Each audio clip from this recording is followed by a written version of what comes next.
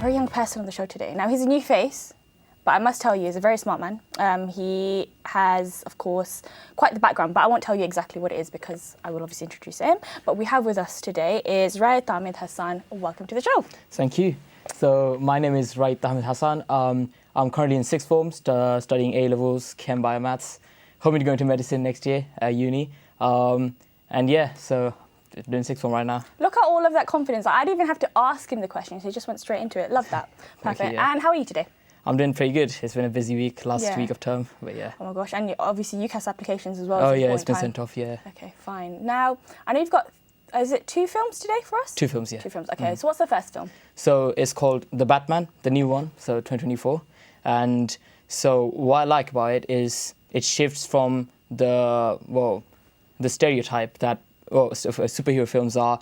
They go up, it's all like sunshine and rainbows. Right. They fight the bad guys. They save the good guys. We love a superhero movie, don't we? Yeah, exactly. Okay, fine. Okay, so about the movie specifically, what is it that stands out for you? Right. So yeah, I think that's what stands out because it takes away from the stereotype. Okay.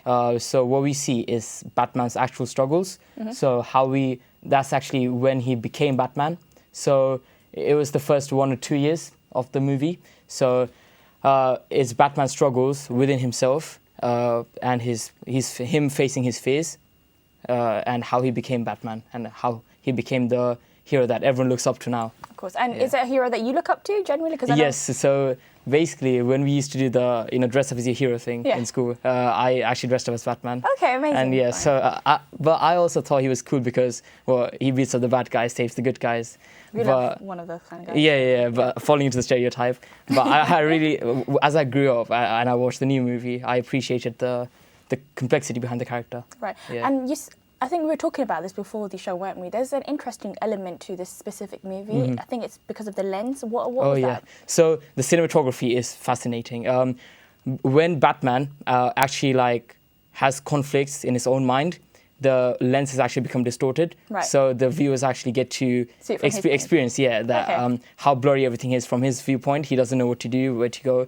And that's contrasted by, the villain of the show. I won't give away too much, but when he sees Batman coming up to him, he's just in fear. So we also see that by just bright colours, just raging red colours. Okay, perfect. Yeah. And it's the same for obviously the view from the third party as well as... Yes. So there's a mix of third party and first person perspective views. Okay, so perfect. The viewer just gets, it's like a roller coaster basically. Okay, we love a roller coaster, but I haven't watched Batman quite much. Is it something that I think there's other sequels, aren't there? Oh yeah. Okay, so is it something I need to watch before I watch this movie? No, so that's what I like about it as well. So but before that, you can watch The Dark Knight Rises, which people say is the best movie, up there, really up there. But I think is a better movie overall. But I think the Batman movie is a better Batman movie overall because it actually shows you who Batman really is. Okay. He's not just the hero we know to be. So it's a movie focused on his story. Yeah, him as a person. Okay, fine, perfect. Now, how much would you rate this out of 10? Ooh, I'd say it's an 8.8. And why 8.8? Right, so 8 point is really high on my list. Okay. So what's a high score for you first? A high score would be anything above 7.5. Okay, fine. Yeah. Fine. So why 8.8 for this movie? Right, so obviously I didn't rate it 10 because I think there's always room for improvement. But I think specifically it's because we do get a lot of focus on his character, and that's what I like about the film. But I think they could have done a better job at balancing the cool side of Batman as well. Right. That after he actually becomes Batman, what happens after that? And also, we all love the Joker. And without spoiling too much, there is just a glimpse of the Joker at the end. But other than that, we don't really get much of the Joker. So I think I would have loved more of that as well. Okay, so for that reason, it's an 8.8 and not a 10? Yes. Okay, perfect, fine. And obviously, if you were the director, what would you possibly add to the movie if you could? Ooh, I think difficult, isn't it? Yeah, is a very complex movie. I think I would keep all the elements the same, but if I could make it longer, I would make it longer, and I would also have a bit more on the Joker and actually introduce him as it was very suspenseful, like him being at the end. But I think I would have more of the Joker and have a conflicting mental battle between them because a mental battle. Yeah, because they both have faced similar situations, but they've coped with it differently.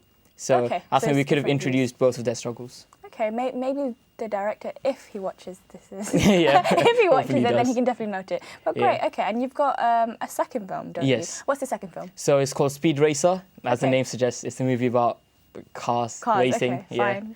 Do I need to be a fan of racing? Why should I watch the movie? Well, okay, so when I watched it, I used to be like in this phase of, oh, cars are really cool. Does everyone go through that phase?